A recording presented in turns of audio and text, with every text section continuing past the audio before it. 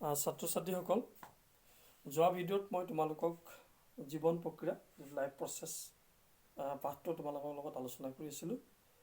হয়তো মই 6খনলৈকে তোমালোকক আগবঢ়ালোঁ, তাৰ পিছৰখিনি মই পিছৰ ভিডিঅ'ত তোমালোকলৈ আগবঢ়াম।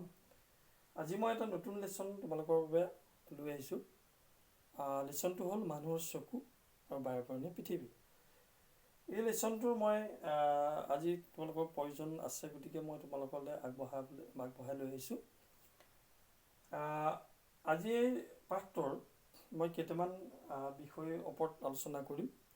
ইয়াৰ প্ৰথম আমি আলোচনা কৰিম চকুৰ গঠন, ষ্ট্ৰাকচাৰ অফ আই।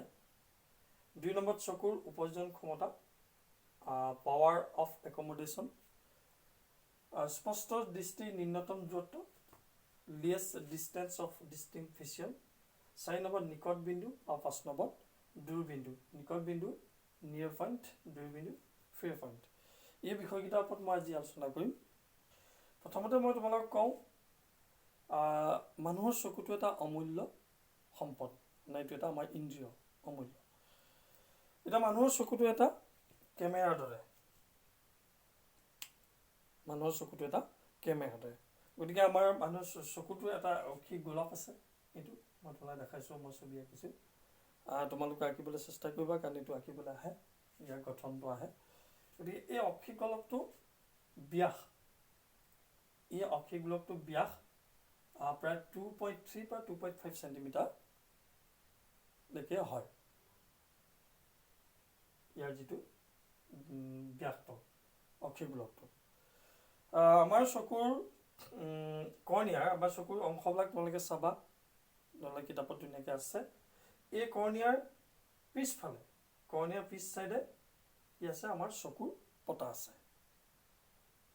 এতিয়া আমাৰ চকুৰ কৰ্ণিয়াৰ পিছফালে কি আছে, চকুৰ পতা আছে, যাক আইৰিছ বুলি কয়।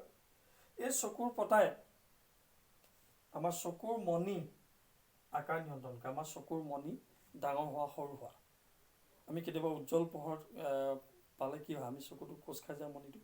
আকৌ যেতিয়া আমি কম পোহৰ পাওঁ, তেতিয়া আমাৰ চকুটো মেল খাই ডাঙৰ হৈ যায়। সেই কামটো কোনে কৰে, আমাৰ যি চকুৰ পতা, এই চকুৰ পতাই নিয়ন্ত্ৰণ কৰে। আমাৰ চকুৰ মণিয়ে কি কয়, আমাৰ চকুৰ মণিয়ে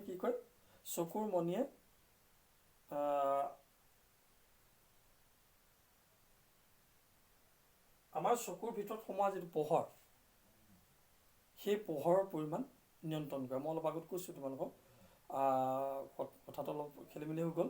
চকুৰ মণিয়ে কি কৰে, আমাৰ চকুত সোমোৱা পোহৰ নিয়ন্ত্ৰণ কৰে। যেতিয়া উজ্জ্বল পোহৰ পৰে, যেতিয়া কম পোহৰ হয়, তেতিয়া সেই কামটো কোনে নিয়ন্ত্ৰণ কৰে, আমাৰ চকুৰ মণিয়ে। এতিয়া আমাৰ চকুৰ যি লেন্স থাকে, সেই লেন্সে কি কৰে, এই অক্ষিপটত সৎ আৰু ওলোটা প্ৰতিবিম্ব সৃষ্টি কৰে। চকুৰ লেন্সে কি কৰে, অক্ষিপটত, আমাৰ এই পিছ চাইডে আছে, এই অক্ষিপটত কি কৰে, সৎ আৰু ওলোটা প্ৰতিবিম্ব সৃষ্টি কৰে। গতিকে অক্ষিপটখন কি, ইয়াত কিছুমান অসংখ্য পোহৰ সংবেদী কোষযুক্ত, কোমল এখন ছাল। ইয়াত কি হয়, পোহৰ সংবেদী কোষবোৰত যেতিয়া আমাৰ পোহৰ আহি পেলাই যেতিয়া এই পোহৰ সংবেদী কোষবোৰত পৰে, তেতিয়া এই কোষবোৰে কি কৰে, পোহৰক কি কৰে, বৈদ্যুতিক সংকেতলৈ ৰূপান্তৰ কৰে। ইয়াত কিছুমান পোহৰ সংবেদী কোষ আছে, যেতিয়া পোহৰ আহি যেতিয়া এই পোহৰ সংবেদী কোষবিলাকত পৰে, তেতিয়া ই কি কৰে, পোহৰক বৈদ্যুতিক সংকেতলৈ ৰূপান্তৰ কৰে। তাৰপিছত ইয়াতে আমাৰ নেত্ৰস্নায়ু আছে। এই নেত্ৰস্নায়ুবিলাকে কি কৰে, সেই বৈদ্যুতিক সংকেতটো আমাৰ মগজুলৈ পঠিয়াই দিয়ে, আৰু মগজুৱে তাক তথ্য বিশ্লেষণ কৰি আমাৰ দৃষ্টি অনুভূতি জগায়। গোটেইখিনি কিতাপত আছে, তোমালোকে ভালকৈ পঢ়িবা। ইয়াৰ পিছত মই 2 নম্বৰ পইণ্ট, চকুৰ উপযোজন ক্ষমতা। আমাৰ চকুৰ লেন্সখন আঁহযুক্ত জেলি সদৃশ পদাৰ্থৰে গঠিত। আমাৰ চকুৰ যিখন লেন্স, সেই লেন্সখন আঁহযুক্ত জেলি সদৃশ পদাৰ্থৰে গঠিত। ইয়াৰ বক্ৰতা কিছু পৰিমাণে, চকুৰ লেন্সৰ যিটো বক্ৰতা, এইখন লেন্স আছে ইয়াত, চকুৰ লেন্সৰ বক্ৰতাটো এই চিলিয়াই পেশীয়ে নিয়ন্ত্ৰণ কৰিব পাৰে। বক্ৰতাটো কম বেছি কৰাটো আমাৰ চিলিয়াই পেশীয়ে নিয়ন্ত্ৰণ কৰিব পাৰে। চকুৰ লেন্সৰ বক্ৰতা যেতিয়া পৰিৱৰ্তন হয় তেতিয়া ইয়াৰ ফকেল লেংথ যিটো ফকাছ দৈৰ্ঘ্যও পৰিৱৰ্তন হয়। যেতিয়া আমাৰ এই চকুৰ লেন্সৰ যিবিলাক আমাৰ পেশী আছে এই পেশীবিলাক যেতিয়া শিথিল হয় তেতিয়া লেন্সখন ক্ষীণ হৈ যায়। তেতিয়া কি হয়, ক্ষীণ হয়। এনে অৱস্থাত ইয়াৰ ফকাছ দৈৰ্ঘ্যটো বাঢ়ি যায়। তেতিয়া কি হয়, আমাৰ দূৰৰ বস্তু স্পষ্টকৈ দেখাত সহায় হয়। আকৌ যেতিয়া কি হয়, যেতিয়া আমি ওচৰৰ বস্তু চাওঁ তেতিয়া আমাৰ এই চিলিয়াই পেশীবিলাকৰ সংকোচন হয়। ইয়াত চিলিয়াই পেশী আছে, এইবিলাক এই চিলিয়াই পেশীবিলাকৰ সংকোচন হয়। আৰু সংকোচন হোৱাৰ লগে লগে কি হয়, চকুৰ লেন্সৰ বক্ৰতা কমি যায় আৰু চকুৰ লেন্সখন শকত হৈ যায়। ইয়াৰ বক্ৰতাটো কমি যায়, চকুৰ লেন্সখন শকত হৈ যায়। তেতিয়া আমাৰ ওচৰৰ বস্তু দেখাত সহায় হয়। তাৰমানে কি হৈছে, আমাৰ চকুৰ লেন্সৰ ফকাছ দৈৰ্ঘ্যটো কি হৈছে, পৰিৱৰ্তন হৈছে। ইয়াৰ লেন্সখনৰ বক্ৰতাটোৰ ওপৰত। গতিকে আমি ইয়াৰ যিটো ডেফিনিশ্যনটো পাম, চকুৰ লেন্সৰ ফকাছ দৈৰ্ঘ্য পৰিৱৰ্তন কৰিব পৰা সামৰ্থ্যকে চকুৰ লেন্সৰ ফকাছ দৈৰ্ঘ্য পৰিৱৰ্তন কৰিব পৰা সামৰ্থ্যকে চকুৰ উপৰ্জন ক্ষমতা বোলে। চকুৰ লেন্সৰ ফকাছ দৈৰ্ঘ্য পৰিৱৰ্তন কৰা সামৰ্থ্যকে উপৰ্জন ক্ষমতা বোলে। এইটো তোমালোকে বহীত নোট কৰিবা, চকুৰ উপৰ্জন ক্ষমতা কাক বোলে। আৰু যিটো গঠন মই তোমালোকে কৰিলোঁ ষ্ট্ৰাকচাৰ, এইটো ছবি আঁকিবা। এইকেইটা তোমালোকে হেৰি কৰিবা।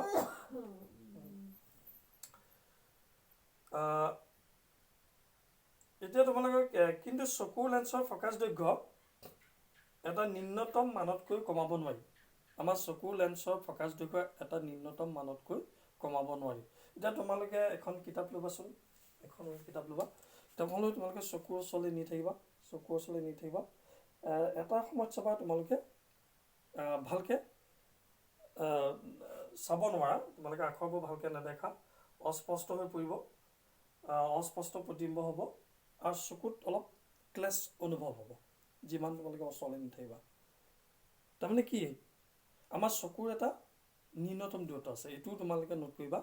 আমাৰ চকুৰ এটা ন্যূনতম দূৰত্ব আছে আৰু সেই দূৰত্বটো হৈছে 25 চেণ্টিমিটাৰ। কথা গম পাইছানে? আমি 25 চেণ্টিমিটাৰলৈকেহে আমি আখৰ বা আমি যিকোনো বস্তু আমি চাব পাৰিম। তাতকৈ ওচৰলৈ আনিলে আমি তাক নেদেখোঁ, অস্পষ্ট দেখিম আৰু চকুত আমি ক্লেছ অনুভৱ হ'ব। গতিকে যিটো আমাৰ 25 চেণ্টিমিটাৰ দূৰত্ব, আমি 25 চেণ্টিমিটাৰ দূৰত্বত ৰাখি পেলাই আমি চাব লাগিব, তেতিয়া আমি দেখিম।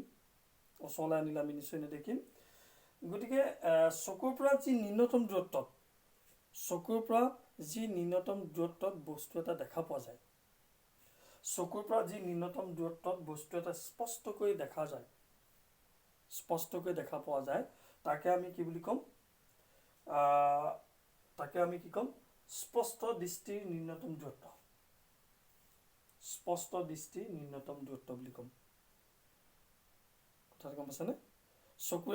চকুৰ পৰা যি ন্যূনতম দূৰত্বত, আমি যি ন্যূনতম দূৰত্বত বস্তু এটা স্পষ্টকৈ দেখা পাম, তাকে আমি ক'ম স্পষ্ট দৃষ্টিৰ ন্যূনতম দূৰত্ব। গতিকে ইয়াকে আমি কি ক'ম, এইটোকে আমি ক'ম নিকট বিন্দু।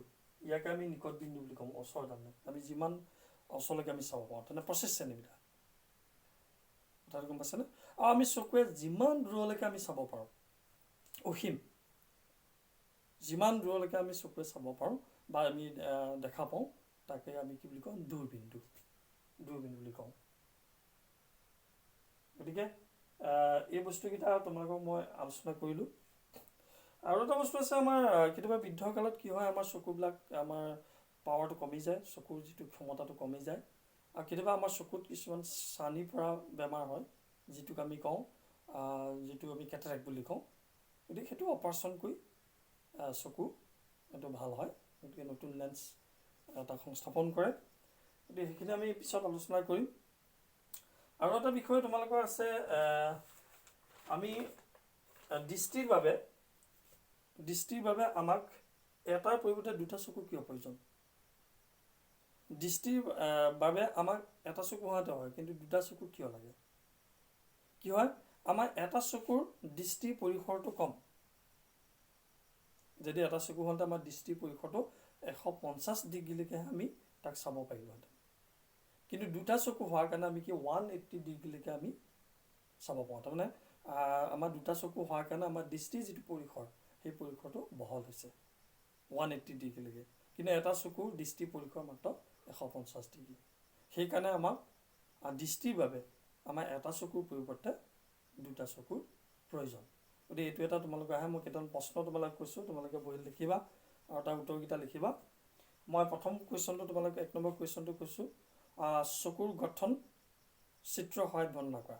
এইটো প্ৰশ্নটো তোমালোকে লিখিবা, চকুৰ গঠন চিত্ৰ সহায়ত বৰ্ণনা কৰা, এই প্ৰশ্নটো কৰিবা। 2 নম্বৰত চকুৰ উপযোজন ক্ষমতা কাক বোলে? এইটো তোমালোকে লিখিবা। 3 নম্বৰত স্পষ্ট দৃষ্টিৰ ন্যূনতম দূৰত্ব কাক বোলে? আৰু স্পষ্ট দৃষ্টিৰ ন্যূনতম দূৰত্ব কিমান চেণ্টিমিটাৰ? এই 3টা প্ৰশ্ন। তাৰপিছত দূৰবীনৰ নিকট বিন্দু কাক বোলে? এইটো তোমালোকে লিখিবা। তাৰপিছত লাষ্ট কুৱেশ্যনটো তোমালোকে লিখিবা, দৃষ্টিৰ বাবে আমাক এটা চকুৰ পৰিৱৰ্তে দুটা চকু কিয় প্ৰয়োজন? কাৰণ দৰ্শোৱা। এই প্ৰশ্নকেইটা তোমালোকে বহিত লিখিবা আৰু প্ৰশ্নকেইটাৰ উত্তৰকেইটা কৰিবা। আৰু তোমালোকে উত্তৰখিনি কৰি মোক হোৱাটছএপ যোগেদি তোমালোকে মোক দিব পাৰিবা। আমাৰ গ্ৰুপত তোমালোকে দি দিবা, মই তেতিয়া চাব পাৰিম তোমালোকৰ শুদ্ধ হৈছে নাই। যদি তোমালোকৰ ভুল হয় তেতিয়াহ'লে তোমালোকলৈ মই ফোন কৰি পেলাই তোমালোকক মই শুধৰাই দিম। গতিকে মই গোটেই থুলমূলকৈ মূল কথাখিনিহে তোমালোক কৈছোঁ, কিমান ভাল হৈছে মই নাজানো। অকণমান শিকিবলৈ চেষ্টা কৰিবা আৰু তোমালোকে কিতাপখন পঢ়িবা, মই মূল কথাখিনি কৈছোঁ। আৰু এই গোটেই লেচনটো মই এদায় কৰিহে তোমালোকক মই জীৱন প্ৰক্ৰিয়া লেচনটোলৈ যাম। ধন্যবাদ।